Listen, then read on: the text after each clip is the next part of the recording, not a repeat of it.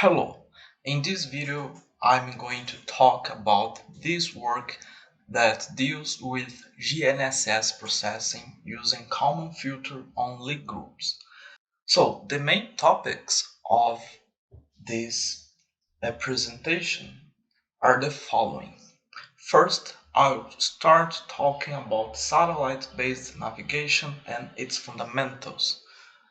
Then I'll talk a little bit about Kalman Filter and a velocity model based on the Frenet-Serret Frame. Next, I will talk about lead groups and their advantage and our proposal for GNSS navigation, followed by a brief introduction to GNSS processing. Finally, I will show the results and conclusions of this work. So, today, the satellite-based navigation system became the most common navigation system utilized in a variety of applications, and it consists of different constellations of satellites in space.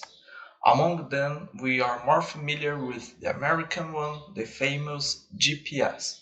However, nowadays, we also have available the Russian constellation named GLONASS, the Chinese named Beidou, and more recently the European constellation named Galileo.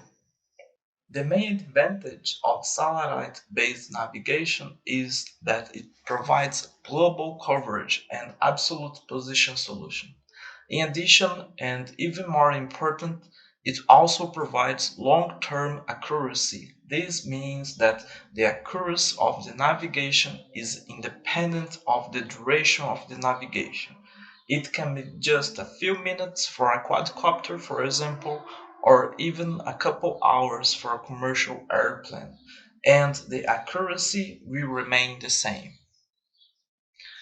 The main principle of GNSS relies on solving a geometric problem involving at least 4 satellites with a null position in space and the respective distance from the satellite to the reception antenna. These distances are called ranges, and the solutions are obtained by looking for the intersection point of all spheres defined by each range from each satellite. This geometric problem is called trilateration, and the usual way to solve it for a moving body is by using a Kalman filter. The Kalman filter consists of two steps, a prediction step and a correction step. In the prediction step, we can adopt a kinematic model that provides a prior information about the movement. Then this prior is updated or corrected using a measurement provided by all satellites within the correction step. This logic repeats recursively throughout the entire navigation. Usually, the kinematic model adopted for the prediction step is the so-called nearly constant velocity model, indicated here in 1. Notice that in this model, the velocity derivative is defined as a Gaussian noise with zero mean and some covariance q.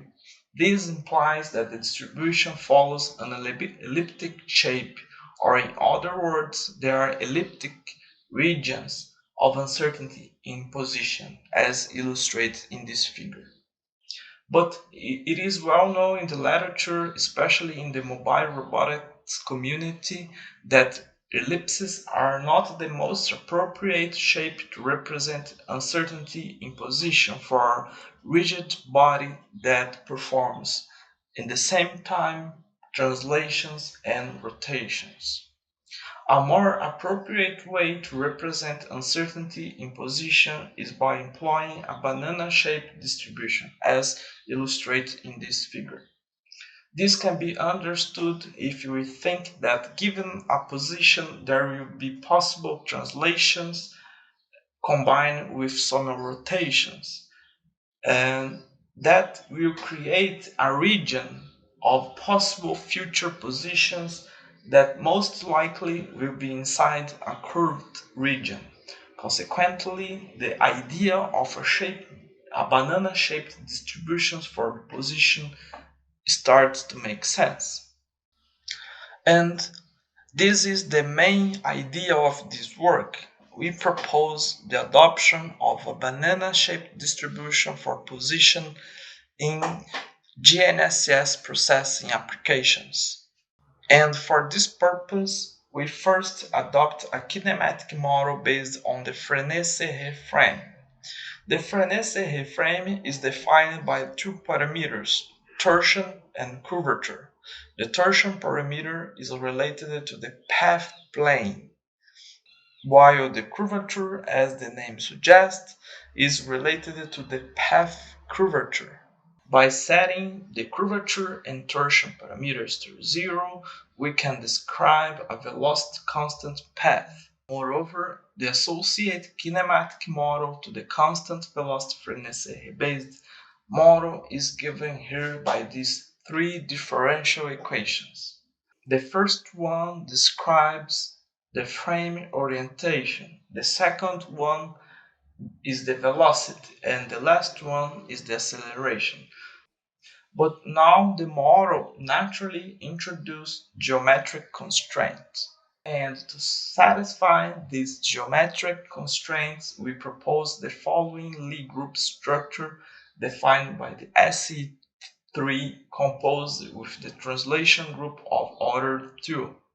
Here, C delta T represents the clock offset of the GNSS receiver and needs to be estimated together with the position and velocity. A fantastic feature of Lie group's models is that it allows us to represent curved distribution by using the usual Gaussian distribution. This is possible because for any Lie group will always exist an associated Lie algebra, illustrated here by this blue plane tangent to the identity element of the Lie group. And using the Lie algebra, we can manipulate elements of the group with the advantage that in the Lie algebra we can use linear operators because the Lie algebra is also a vector space. More specifically, using the logarithm map, we can bring a group element to the linear world in the algebra. And by using the exponential map, we can bring it back to the group. So, if we define an unusual Gaussian distribution on the Lie algebra and apply the exponential map, it will induce a new distribution on the group that will follow the group geometry, allowing us to create curved distributions. To confirm this in practice, we made a Monte Carlo simulation using the previously shown Lie group model. We obtained this point cloud of realization of the random variable associated with the position. We can see clearly that the points form a banana-shaped distributions, and we also can see the difference compared with an elliptic distribution. Once the model and the Lie group structure are defined, one can employ the Kalman filter adapted to the Lie group presented by Bourneau in 2013. Notice that the similarities with the classical Kalman filter equations. The main difference is that now the prediction step adopts the exponential map and the correction step adopts the logarithm map to compute the innovation of the filter. To complete the navigation algorithm, we adopt the usual range model for satellites given in 6. The range, actually called pseudo range, is formed by the geometric distance from the satellite position to the antenna position plus the errors. The main source of errors is the Earth's ionosphere and troposphere. but we also consider the relativistic error and the clock offset error, plus a random error that may represent multipath effects. This figure depicts the resulting proposed GNSS scheme. Here we have the satellite's measurements and the prediction based on the banana-shaped distribution. To validate the proposed scheme, we borrowed a dataset of a real flight of an hexacopter that performed this path in figure 4. The path consists of straight lines combined with curved maneuvers.